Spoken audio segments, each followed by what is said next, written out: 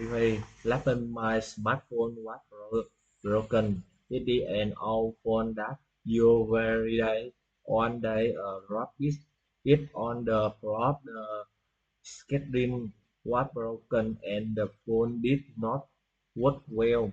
I could not turn the screen or see things clearly.